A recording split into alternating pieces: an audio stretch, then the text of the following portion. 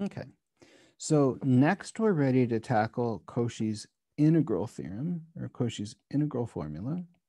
And there's two versions. There's the version that the book has, and then there's a slightly more robust version that I want to describe to you because I think it's interesting. I think it's going to add a little bit to our conversation here.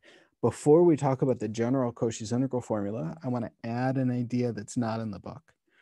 And that's an idea called the index, or the winding number. So the winding number of a curve.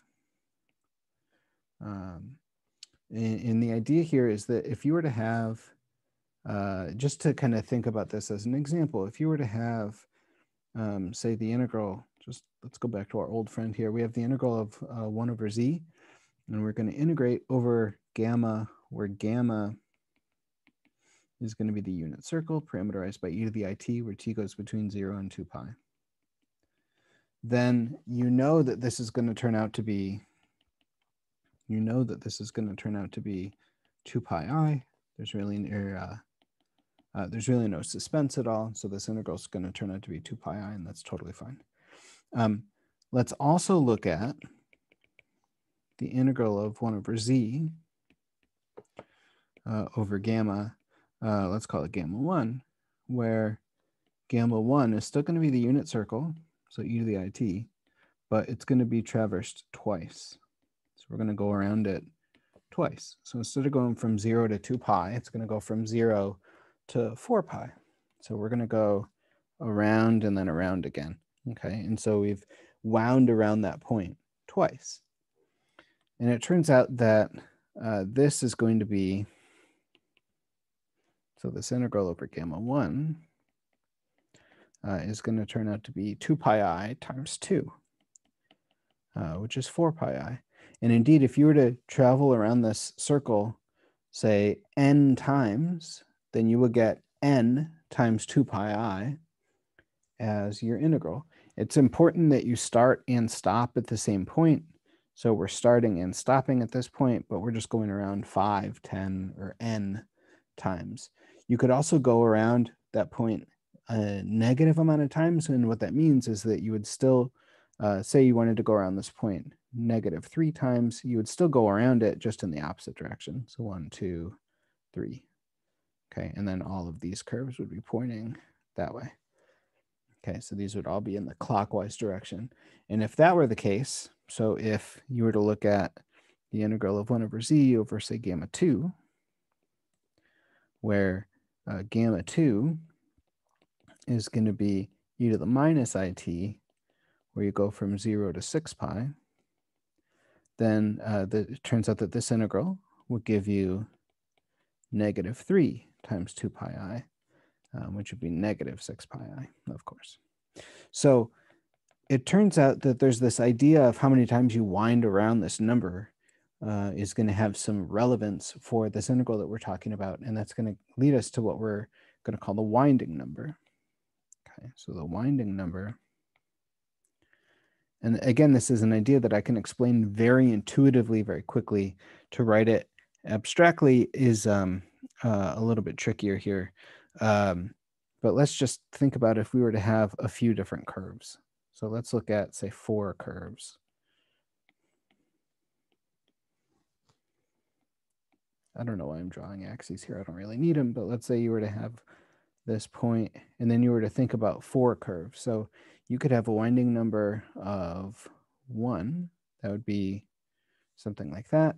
You could have a winding number of 2. So here you wound around the point twice. If you were to wind around like this, I need to be a little bit careful here, but so that you've only wound around it once. So I just want to point out, let me do that one again, just so that it's more obvious what I'm doing here. Here, let's go around the curve, and that's fine. And then, oops, so let's go around the curve. And then what I want to do is I want to intersect it like that, so that that point that we're thinking about here, okay, this green point, we only went around it once in this curve. So even though this curve had a little loop, this point is not inside the loop, it's outside the loop. So the curve really only goes around it once. So here we would say that our winding number is still 1. And then, of course, if you were to do something like, if you were to go around this way, then here your winding number would be -2, because we went around it still twice, but in the negative direction. The winding number has a notation. Sometimes it's also called the index. And so it's going to be I of gamma of z naught, where this is the point z naught. Right? So this is z naught in all of them. I'm not going to write it for the other two. But here our winding number, so here our winding number was 1. Here our winding number was 2. Again, here our winding number was 1. And then here our winding number was -2. Okay. You could also, I just want to point out, have a winding number of 0. So let me add one more illustration here. So here's z naught. Here's your curve. Here the winding number is 0. So you've gone around the point 0 times. The winding number, just to make this a little bit more precise, is going to be defined as the integral of 1 over 2 pi I times the integral over gamma of 1 over z minus z naught. And so if you have, this completely defines the winding number. If you were to have a curve gamma, so first of all, if you were to have z naught, z equals z naught, that's going to be your point in the axis where you have to be careful. So this is going to be a function that's going to be holomorphic on the entire complex plane, except possibly at z naught. So z naught is going to be the place where you have to kind of pay attention, just like we had to pay attention at the origin for 1 over z. But it's basically the same idea. And if you were to compute what this is, if you have a curve that's not, if you have a curve that does not contain that point z naught, then you know that that integral is going to be 0, because you have a function, it's holomorphic over that region, and you know by Cauchy's theorem that integral is going to be 0. So the index, therefore, is going to be 0.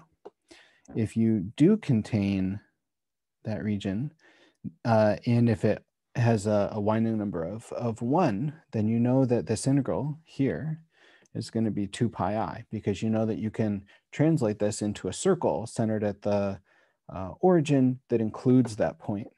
Okay, so anyways, this is how you can rigorously define the index or the winding number.